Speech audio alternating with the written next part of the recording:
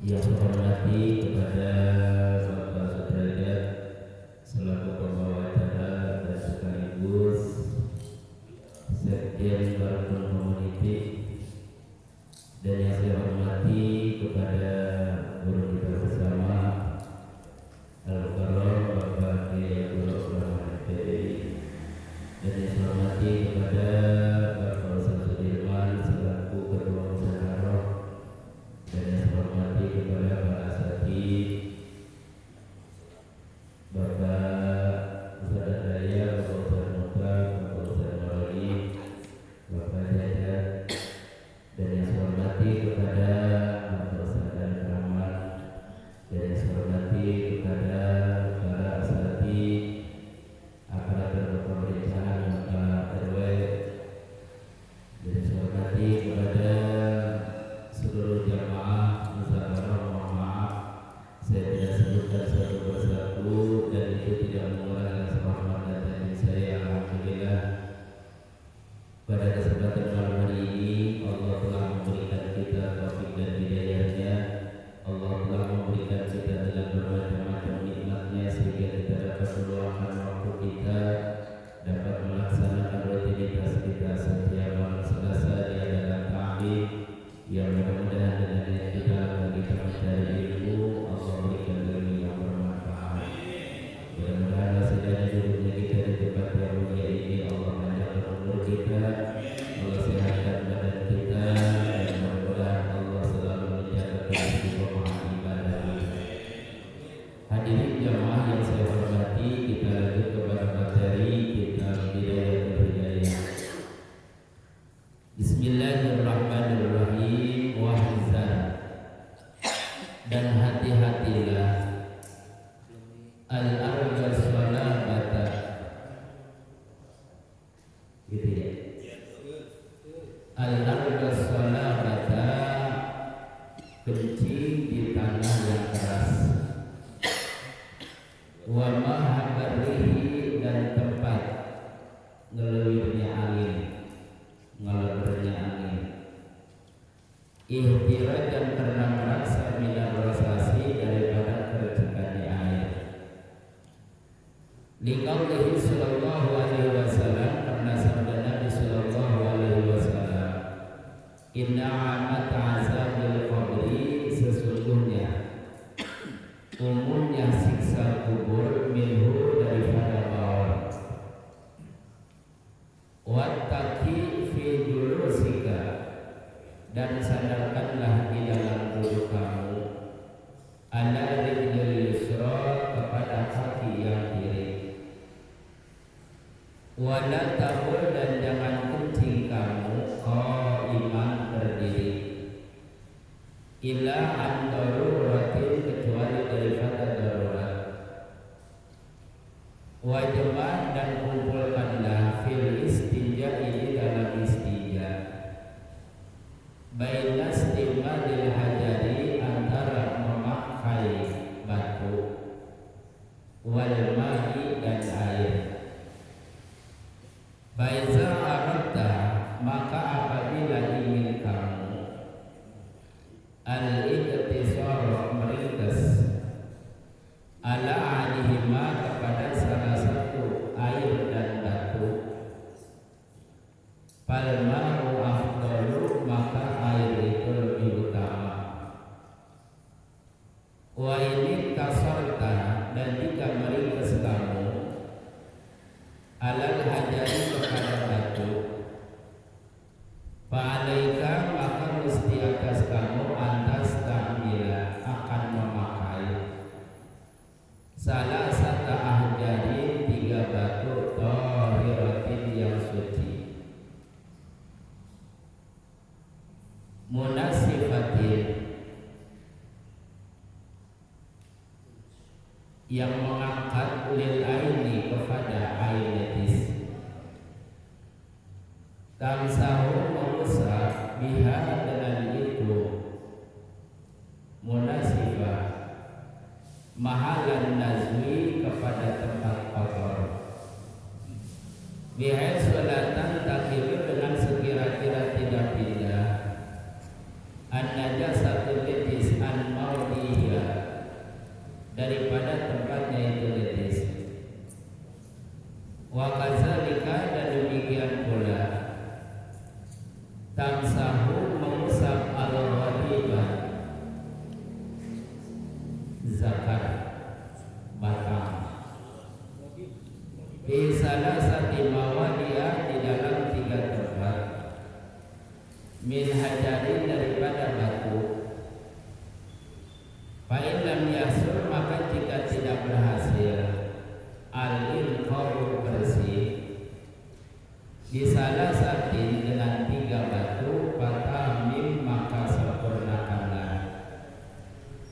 khamsatan 5 batu aw sab'atan atawa 7 batu illa ayun dia sampai akan bersih bil isari dengan ganjil.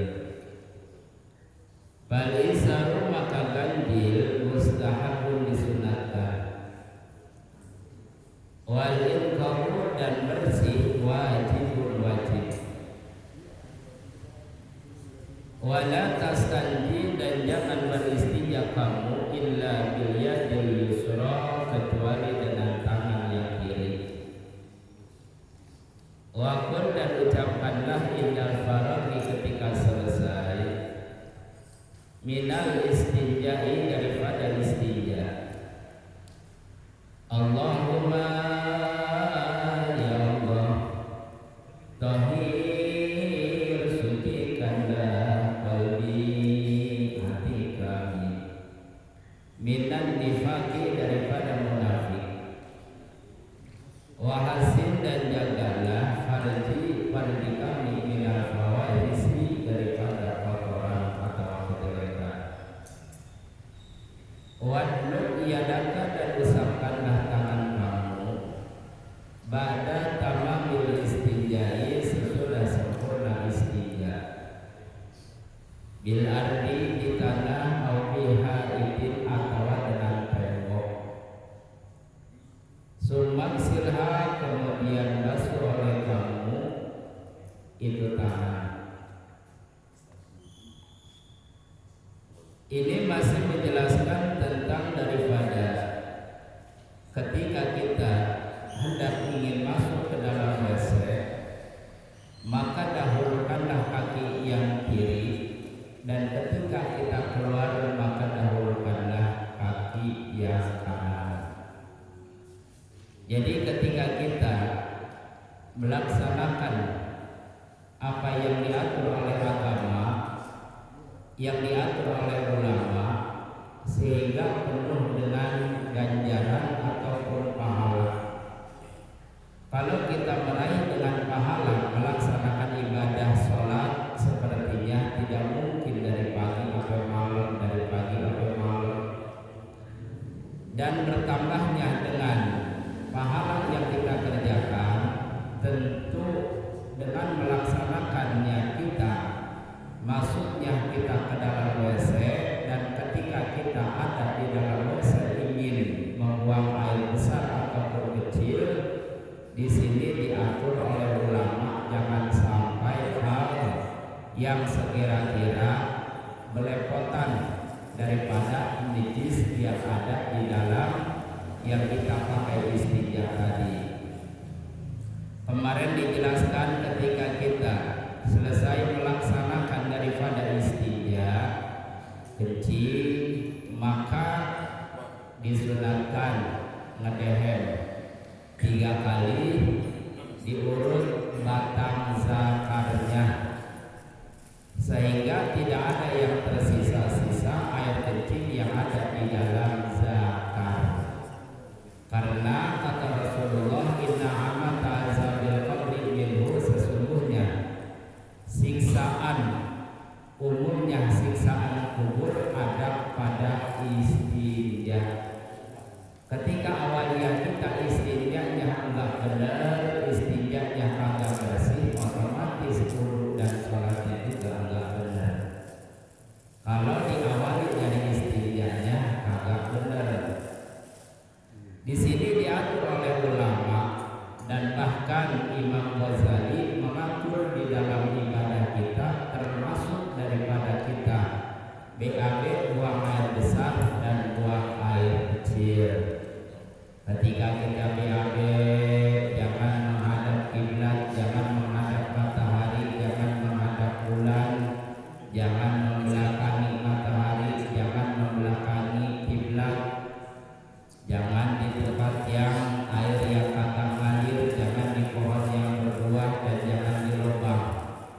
Jadi buang airnya kita ini diatur oleh ulama, jangan sampai ketika kita melaksanakan buang air besar dan kecil di mana air adanya, misalnya di kebun, terus lagi di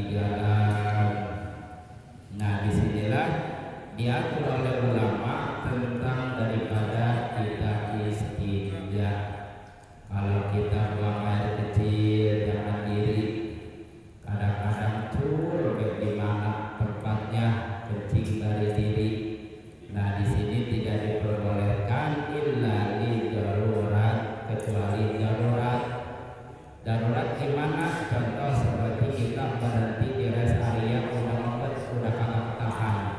Sedangkan toilet penuh semua. Kalau kagak dibuang dari diri bisa kencing di celana misalnya. Illa li darurat dibolehkan kita kencing berdiri.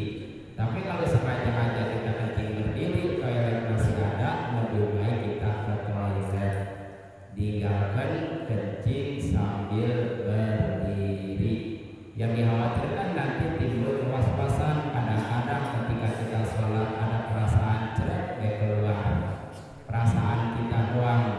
Nah, yang dikhawatirkan seperti itu ketika kita sholat, karena ketika kita sholat, ketika kita buang air kecil kagak mendehem, kagak diurut batangnya, yang pada akhirnya ada sisa-sisa air kencing keluar ketika kita sholat, maka sholat kita tidak sah. Gitu. Ketika kita beristinja, di sini ada memakai air dan memakai batu. Kalau seandainya batu kagak ada, kita menggunakan air. Kalau seandainya air kagak ada, kita menggunakan batu. Batunya yang suci, yang bersih, jangan batu yang terkena najis. Kalau yang sekira-kira BAB-nya misalnya ampar-amparan, maka kita cari batu lebih daripada 3. Udah ambil kita 3 batu, kemudian masih ada lagi, kita cari lagi, ambil lagi sehingga sampai bersih. Walaupun dalam keadaan ganjil, ganjil itu disunatkan. Ketika kita beristinja, kita jangan pakai tangan kanan. Illa bil yadil yusra, kita gunakan tangan kiri. Ketika kita cebok, maka menggunakan tangan kiri, jangan tangan kanan. Terkecuali darurat lagi, tangan kiri ada luka, kagak bisa musab misalnya, kita gunakan tangan kanan pun kagak apa-apa. Asal jangan kita nyuruh orang lain mengusapkan punya kita. Wakul indal farq minal istinja, ketika kita istinja diperintahkan kita baca doa Allahumma tahhir qalbi minan nifaqi wa hasib farji minal fawaisi. Terus lagi selesai daripada kita istinja, baca doa, kita usapkan ke tanah atau ke tembok, kemudian kita cuci tangan kita. Inilah aturan daripada ibadah kita, aturan daripada pelaksanaan kita. Jangankan ibadah, masuk WC juga ada peraturannya yang sekira-kira ketika kita kerjakan, kita laksanakan, insya Allah mengandung pahala. Amin ya rabbal. Yang mudah-mudahan ilmu yang kita dapati dan ilmu yang kita pahami pada malam hari ini menjelaskan tentang kitab Hidayah, mudah-mudahan bisa dipahami dan kita dapat mengamalkannya. Wallahu a'lam bishawab. Kita selesai.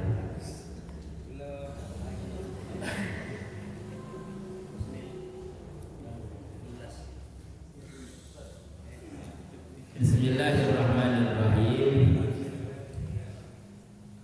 Faslun, bermula ini pasal aqalul haidi, paling sedikit-dikitnya haid. Yaumun, sehari, wa lailatun, dan semalam. Wa ghalibuhu, dan biasanya haid situn 6 aw sabun atau 7 hari. Wa aksaruhu, dan banyaknya itu haid khamsata asara yauman, 15 hari. Bilayaliha, dengan malamnya 15 hari. Aqallut tuhri, paling sedikit-dikitnya sucian. Bainal haidataini, antara 2 haid. Khamsata asara yauman, 15 hari. Wa ghalibuhu, dan biasanya haid arba'at wa isruna yauman, 20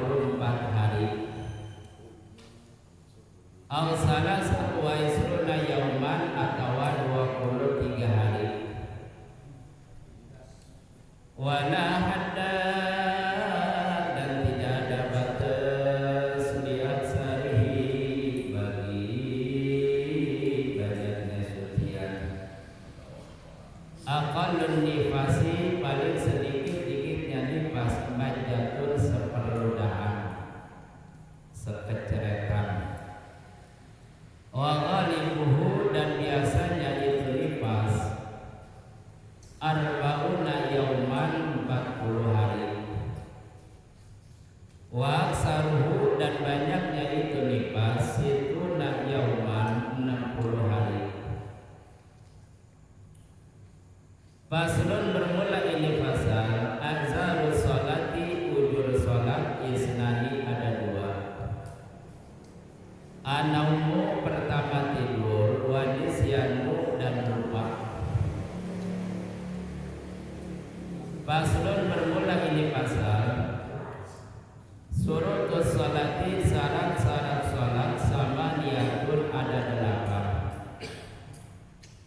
Taharatul hadasaini yang pertama suci 2 hadas, wa taharatu dan suci anin najasati daripada najis, besauti di pakaian wal badani dan badan, wal makani dan tempat, wasatrul aurati dan tertutupnya aurat, wastiqbalul kiblati dan menghadap kiblat, wa dukhulul waqti dan masuk waktu, wal ilmu dan mengetahui bi fardiyatihi dengan kefarduannya, wa an la yaqtida dan supaya tidak menekatkan orang itu fardu min furudiha daripada fardunya itu sholat sunnatan sunnah,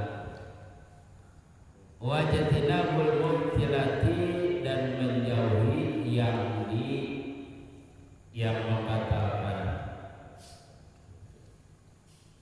Terus sudah oke. Terus ini pasal menjelaskan tentang haid. Walaupun kita sebagai lelaki tidak pernah haid dan bahkan kagak haid, tapi kita wajib tahu tentang haid. Karena kita mempunyai kewajiban antara istri kita, wajibkan lahir dan batin. Zahirnya kita kasih makan, zahirnya kita kasih minum dan sebagainya, zahirnya kita kasih pakai, tapi nafkah batinnya disinilah kita harus ajarkan istri kita kasih tahu istri kita tentang haid. Kalau seandainya kita punya istri sedangkan istri enggak paham dan tidak tahu tentang haid, yang padahal itu bukannya haid darah istihadah sehingga istri kita sampai meninggalkan sholat karena sangkaannya haid, maka dosanya ke lakinya. Jadi bukan hanya sekedar kita kasih makan yang enak, pakai yang bagus, tempat tidur yang nyenyak, tapi di samping itu juga kewajiban kita sebagai suami mengajarkan istri kita terutama tentang haid. Tentu permasalahan yang dihadapi oleh istri kita tentu berbeda-beda. Ada yang ketika keluar darahnya selama 15 hari, selama 24 jam tidak sama keluarnya. Misalnya di hari pertama istri kita keluar darah 2 jam umpamanya, 2 jam contohlah, misalnya dari jam 12 sampai ke jam 2 jam. Kemudian asal besokannya lagi keluar darah lagi 2 jam lagi. Mau jam berapa kayak keluarnya, yang penting patokan 2 jam. Hari pertama keluarnya 2 jam, hari kedua 2 jam. Nah di hari ke-12-nya masih keluar jam, masih keluar darah 2 jam, menentukan bahwa istri kita ini haid. Bukannya istihadah, bukannya darah rusak, bukannya darah penyakit, tapi ini darah haid. Bagaimana di antara keselang-selangnya? Di pagi hari, di hari pertama misalnya dari jam 6 ke jam 8 keluar darah. Nah keluarnya darah haid ini disekira-kirakan akalnya paling sedikitnya ini 24 jam. Yaumul walailah, sehari semalam. Kalau sekira-kira satu hari dikumpulkan 2 jam, 2 hari dikumpulkan 2 jam, 3 hari dikumpulkan 2 jam, mencapai dengan 12 hari itu 24 jam, maka darah itu adalah darah haid. Bagaimana di antara keselangnya? Contoh, keluarnya jam 6 sampai jam 8, otomatis jam 9 asar, 10 asar, 11 asar, sampai sore sampai malam. Bagaimana dengan sholatnya dia? Nah, zuhur dia sholat, asar dia sholat, maghrib dia sholat. Nah, kenapa? Karena diprediksikan di hari pertama dengan keluarnya dia itu 2 hari, maka belum ketahuan darah itu darah haid apa darah penyakit. Maka ketika ada waktu sholat, wajib dia melaksanakan sholat. Cuma kagak wajib mandi. Kagak wajib mandi, hanya dibersihkan itunya doang. Beres itu dibersihkan, ketika masuk waktu sholat dia sholat, lohor dia sholat, maghrib dia sholat, isya dia sholat. Pas besokannya keluar lagi 2 jam lagi, maka seterusnya. Nah, ketahuannya nanti ketika udah 12 hari masih keluar lagi bahwa itu adalah darah haid. Paham nggak? Iya. Kalau seandainya sampai 11 hari berarti belum ketahuan itu darah haid ataupun darah penyakitnya ataupun darah istihadohnya. Nah, disinilah pentingnya kita memberitahukan. Kadang-kadang istri kita keluar darah, yang dilihat apa? Yang dilihat sempak. Begitu buka sempak keluar merah-merah, nongol merah-merah yang dilihat bukannya jem. Kalau yang dilihat jem, keluarnya jam berapa, asapnya jam berapa, bukan timbang sempak doang yang dilihat dia lagi Nah, kita perhatikan jam keluarnya. Ketika misalnya lohor, kadang-kadang begitu dur waktu zuhur enggak langsung duduk, kagak langsung sholat, ngegelehe. Sekira-kira kalau seandainya dipakai sholat 4 rakaat dan sholat keburu, kagak lama yang keluar darah. Udah masuk waktu zuhur, maka zuhur ini nanti ketika asar wajib harus diqodoi dengan waktu asar.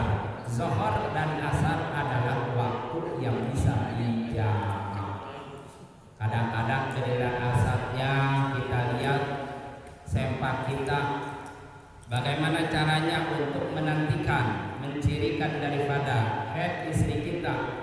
Bukan berarti keluarnya itu darah seperti air kencing, gerujuk baik misalnya, ngocor baik. Nah, dilihatnya kalau untuk membuktikan keluar itu darah, ambil kapas, diborehin ke anunya. Kalau sekira-kira masih ada yang merah-merah, berarti itu masih men. Iya, paham ya? Nah, disinilah pentingnya kita mengajarkan kepada istri kita. Yang sebenarnya ngajarin bini, ngajarin orang wadah bukan kewajiban ustaz, kewajiban laki. Kalau lakinya kagak ngajarin, maka laki wajib merintahkan nyuruh bininya ngaji. Iya. Bini kita kagak ngaji, kagak dosa. Bini kita kagak memiliki stalim, kagak dosa. Kalau kita sebagai lakinya selalu mengajarkan kepada istri kita, terutama tentang haid, tentang nifas, tentang wudu, sholat dan sebagainya. Maka cukup bagi kita yaitu memberikan nafkah batin, mengajarkan kepada istri kita. Jangan sampai ketika kita meninggal dunia, meninggalkan sahabat, meninggalkan istri, kagak pernah ngajarin istri sama sekali. Enggak pernah ngajarin haid, sedikitnya haid, biasanya haid, banyaknya haid, apa yang dilarang ketika haid, dan tentang sholatnya. Mudah-mudahan taklim kita yang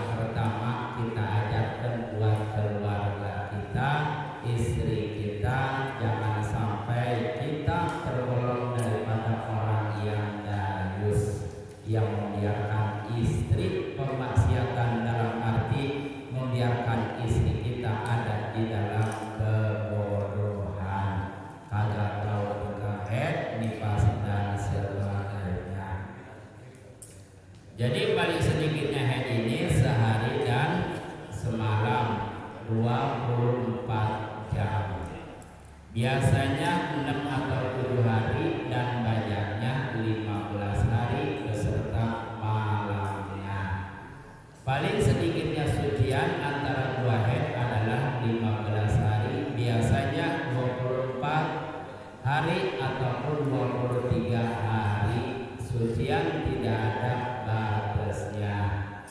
Paling sedikitnya nifas mazatun seperludahan sekecretan. Biasanya arba'una yauman 40 hari dan banyaknya 60 hari. Awas jangan kita lihat istri kita, jangan dijadikan sebagai patokan aksarnya. Jangan dijadikan patokan 60 hari. Biasanya orang kalau itu 60 hari baik, padahal belum tentu. Ada kadang-kadang sedikit keluar nifasnya, ada juga yang biasanya 40 hari, ada juga yang 60 hari. Nah, kita lihat daripada keluarnya itu darah. Jangan darahnya sedikit yang menjadikan akal daripada nifas, dipatokkan sama kita biasanya 60 hari, akhirnya istri kita kagak sholat 60 hari karena nifas. Ini pasal menjelaskan tentang ajarus sholat di isnani. Ujur sholat ada dua. Yang pertama tidur dan lupa. Enggak ada ujur sholat sakit, kagak ada ujur sholat diinfus, kagak ada ujur sholat ngegeletak. Gitu. Ujur sholat hanya dua, tidur dan lupa. Ini pun ketika kita tinggalkan bukan semata-mata bebas, kita anggap bodoh, enggak kita bayar. Tetap aja walaupun dalam keadaan kita tinggalkan dalam keadaan tidur dan lupa, maka di sini wajib harus diqadhain. Tidurnya kita jangan sampai ketika tidurnya ini membuat dosa. Bagaimana tidur membuat dosa? Ketika udah masuk waktu zuhur tidur. Kita enggak terbiasa bangun jam sekian, terbiasa kita bangunnya jam 3 jam, 4 jam misalnya, maka yang seperti itu tidak diperbolehkan. Ini menjelaskan tentang syarat-syarat sholat. Asar itu yatawaqqafu alaihi sihhatu sholati wa laysa minha. Di dalam kitab Fathul Mu'in dijelaskan syarat itu adalah tawakuf kepada sahnya sholat, tapi syarat itu bukannya sholat. Syarat adalah pelaksanaan yang menjadikan sahnya sholat, tapi itu syarat bukannya sholat. Mana diantaranya suci daripada dua hadas. Ketika kita wudu adalah menjadikan syaratnya sholat. Wudu bukannya sholat, tapi wudu menjadikan syarat sahnya sholat. Karena di sini syarat daripada sholat bersih daripada dua hadas, hadas besar dan hadas kecil. Yang keduanya adalah bersih daripada najis yang ada di pakaian kita, yang ada di badan kita, yang ada di tempat kita. Jadi ketika kita melaksanakan sholat, syarat daripadanya sholat, maka pakaian kita harus bersih, badan kita pun harus bersih, tempatnya bersih daripada najis.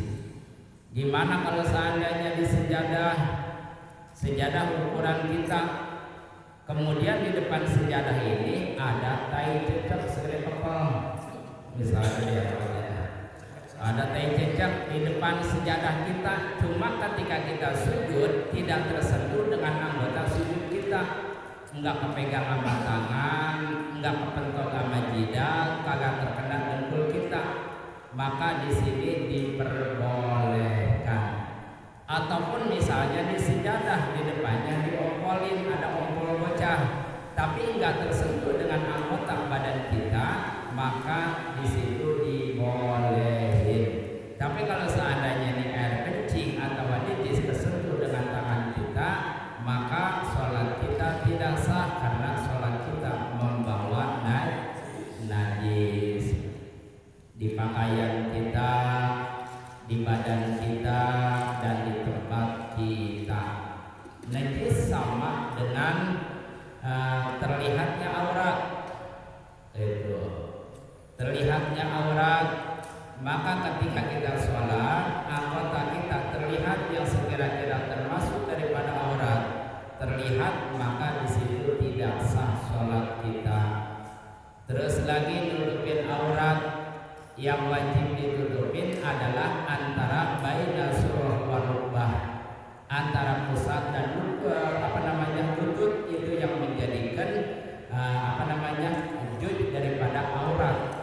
Gimana kalau seandainya ketek kelihatan? Nggak jadi masalah kalau apa-apa.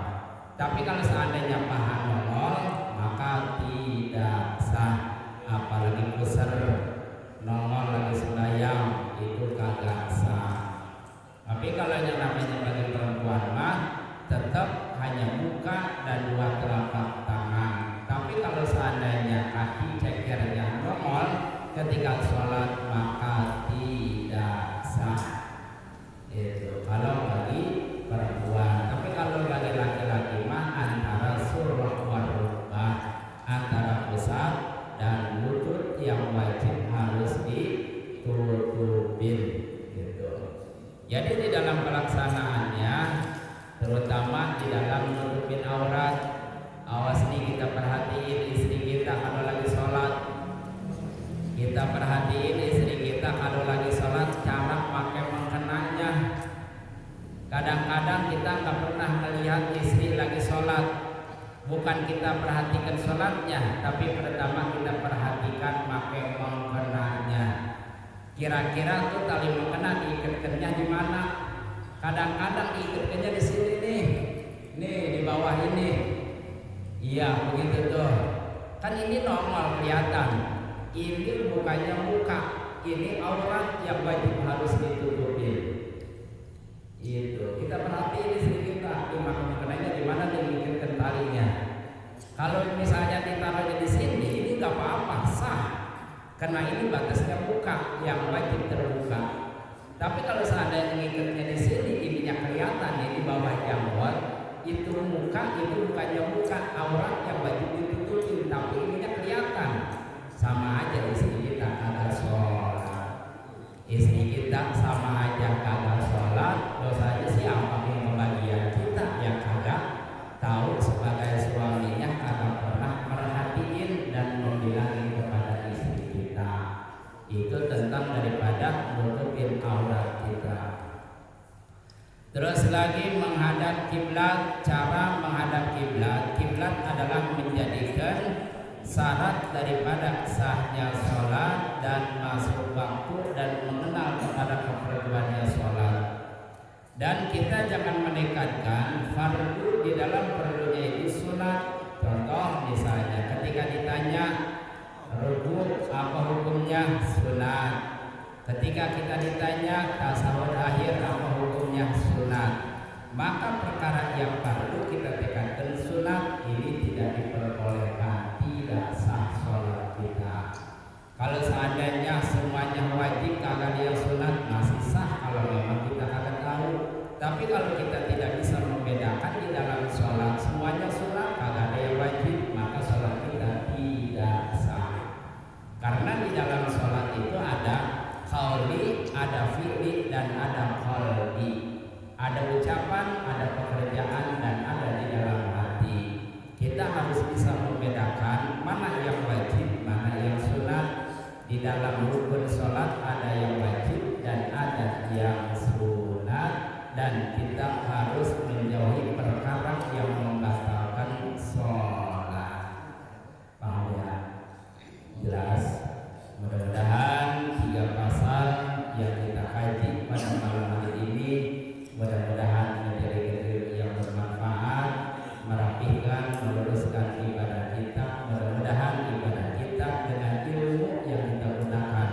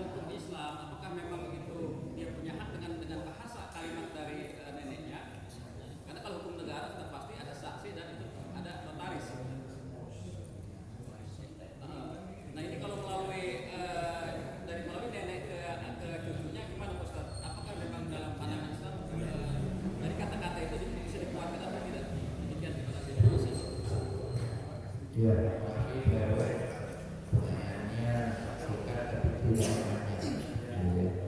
Jadi nggak bisa ngibul untuk cerita. Soalnya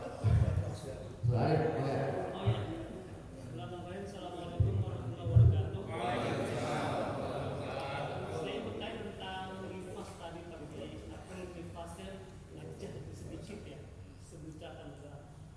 Ada banyak kasus sekarang kan lahirnya banyak sesat, kadang nggak keluar Kiai. Apakah itu tetap sholat atau tidak? Pertanyaan. Terima kasih. Assalamualaikum warahmatullahi wabarakatuh.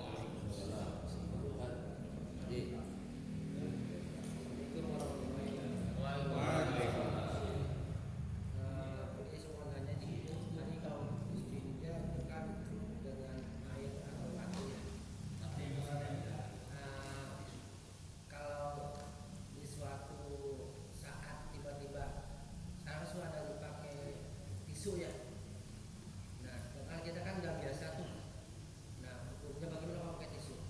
Itu satu. Yang kedua, saya pribadi punya kebiasaan kalau kencing itu saya mau orang bisa diri. Artinya kudu jongkok. Makanya saya mah kalau kencing itu kalau teman saya bilang lah, rumah lama banget. Karena saya itu kudu berbukaan saya. Karena saya tuh nggak bisa kalau celana enggak dilepas nggak bisa. Karena saking khawatirnya dari kerja sampai sekarang nggak betah tuh. Batuk ini.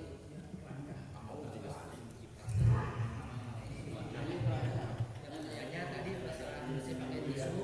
Terus kedua kebiasaan itu ada orang suka risih kalau isinya ada saya suka ngomong lama gitu. Adik-adik kan saya orang bisa tuh kalau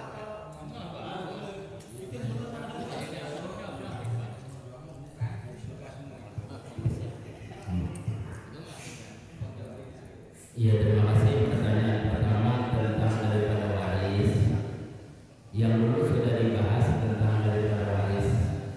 Ketika orang lelaki meninggal dunia, dia masih punya orang tua, maka kakek dihijab, nini dihijab, dalam arti tidak mendapatkan warisan daripada peninggalan anaknya tadi, karena masih terhalang dengan emaknya yang masih ada, bapaknya yang masih ada.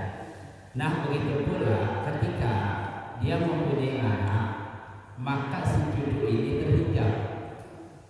Si cucu terhalang tidak mendapatkan warisan karena masih ada anak. Terkecuali anaknya udah nggak ada sama sekali, maka si cucu kebagian.